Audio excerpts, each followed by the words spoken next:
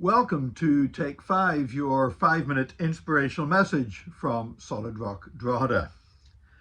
Over nearly 40 years of church leadership, there's a phrase that I have heard so many times, and it relates to whenever we're trying to raise funds for a project. It may be something that needs to be repaired at church. It may be for a building, for a vehicle, for some project that the church wants to undertake and that everybody agrees is a good thing for the church to do.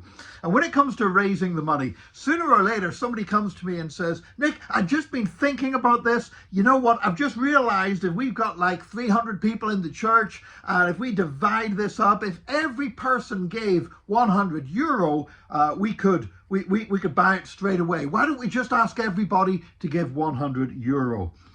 And then I have to sit down with them and explain that that's one of the worst things we can possibly do. And you might be wondering why.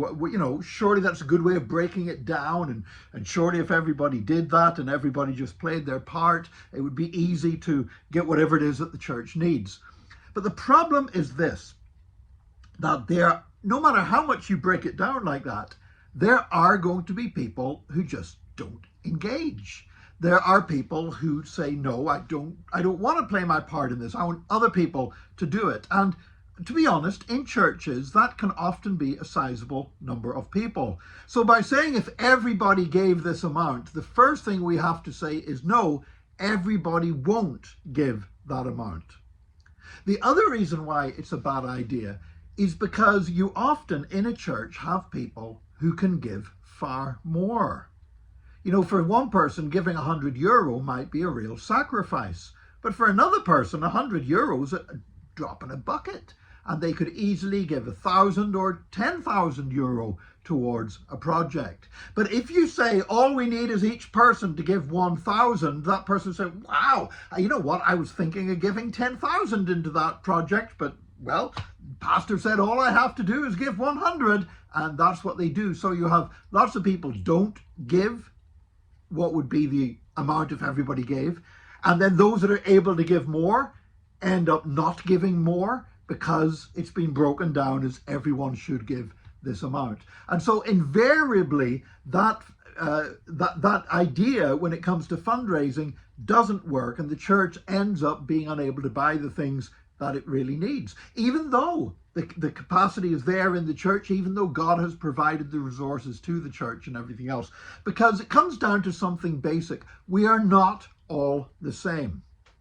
Within a church, not everybody has the same level of commitment to the vision of the church. Not everybody is excited by a project as somebody else is. Not everybody has the same level of excitement. And not everybody has the same capability for giving. Some people are wealthier than others. Some people have more capacity for giving. Some people have the gift of giving and love giving, and other people, they need to, even if they like the project and they think it should happen, it's still going to take an awful lot for them to give to it because they maybe don't have a heart for giving. Now, I wish every Christian did have a heart for giving, but not everyone does. And so the idea, well, if everybody just did this, then we could do this, is not an effective fundraiser because it overlooks the fact that we're all different. And instead of getting frustrated about that, we should rejoice in that because we are all different. God has given us all different capabilities. And if God does not treat us as if we're all the same, then we should not treat each other like we're all the same. We're all of equal importance. We're all of equal value in the sight of God because we're of infinite value in the sight of God. But we are not all the same. We have different gifts. We have different strengths. We have different resources. We have different capabilities.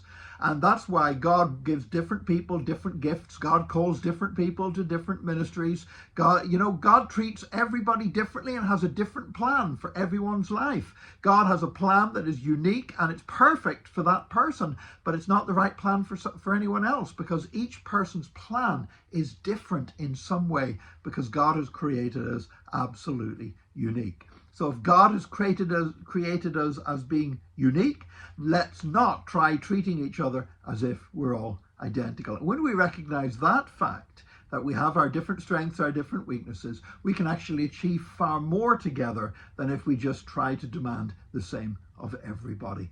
Thank God for the way that he works through his church. God bless you today. Join us again tomorrow for another Take 5, your 5-minute inspirational message from Solid Rock Drogheda.